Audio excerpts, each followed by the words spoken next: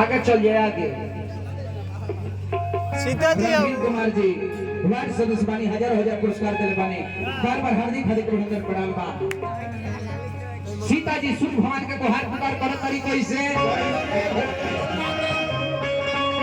कि उजाला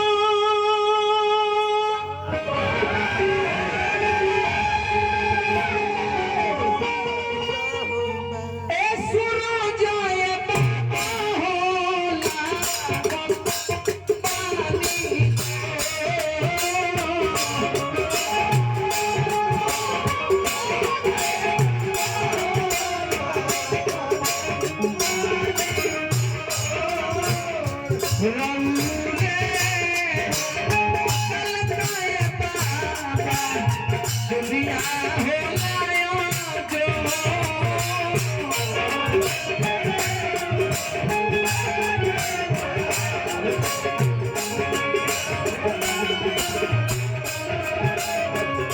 सीता जी बहुत तरीके से भगवान जर करोगे नहीं, जर के डूबे नहीं।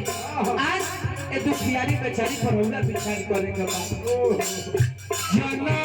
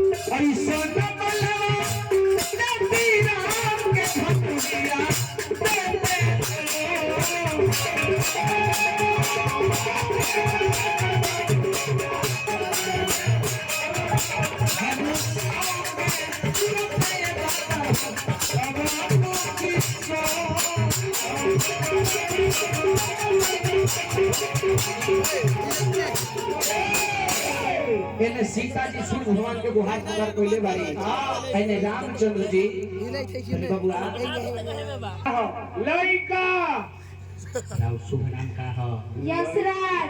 राव शुभ नाम का बच्चावा अभी कहे लगे हैं कि बानी तहर चर्चा बा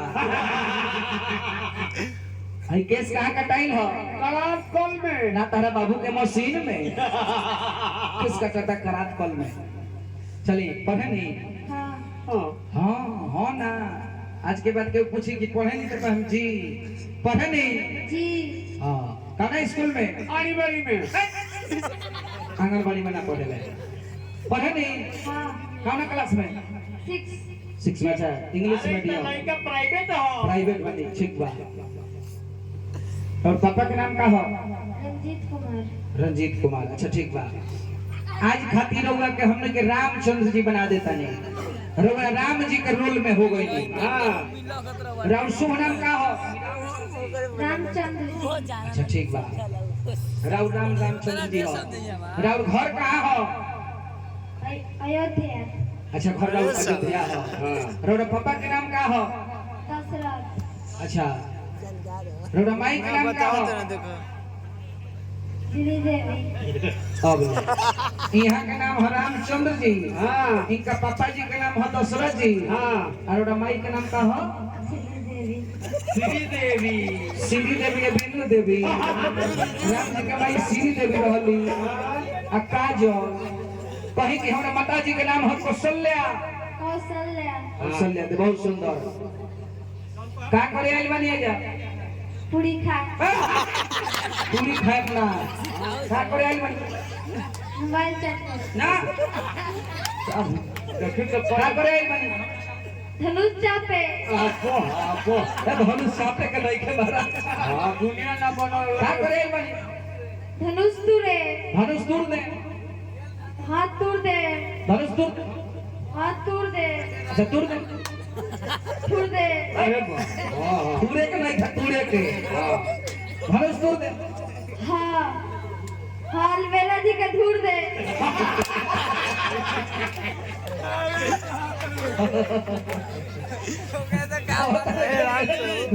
अरे तोरी जो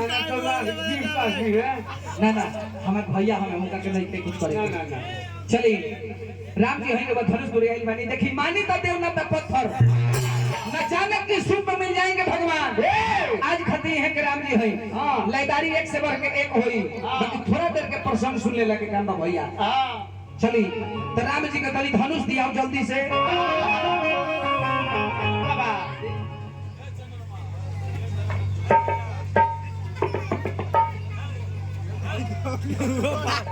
पैसा ले पैसा ये शिव जी के विनाश हो पिनाक हो राम जी मन में झाड़ के बाद सोचले बारे कौन कौन कि कौशल किशोर जब हाथ में पिनाक लीन है मन में विचार किन है बात दिया विचारी को तोड़ता हूँ धनुष तो कुल में कलंक लगे कीजिए न तोड़ू तो लोभ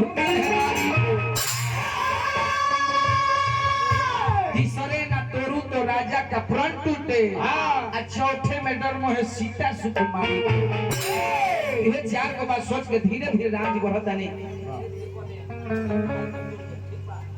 मुझे आगे चल जाएंगे और राम जी जब धनुष का दूरी है तो सब लोग जोरदार ताली बजाई सब लोग ताली बजे ताली बांध कर खड़ा काम बा हे बंगा कहे खबर कैसे तो जब प्रभु गई धनुष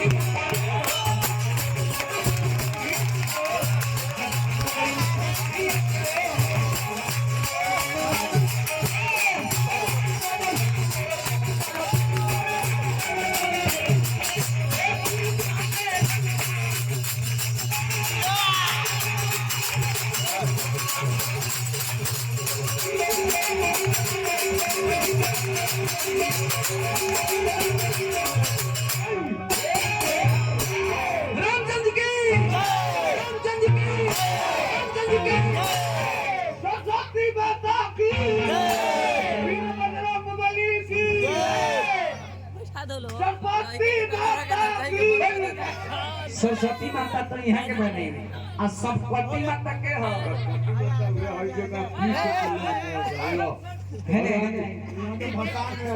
अब हमने के प्रसंग है जे बा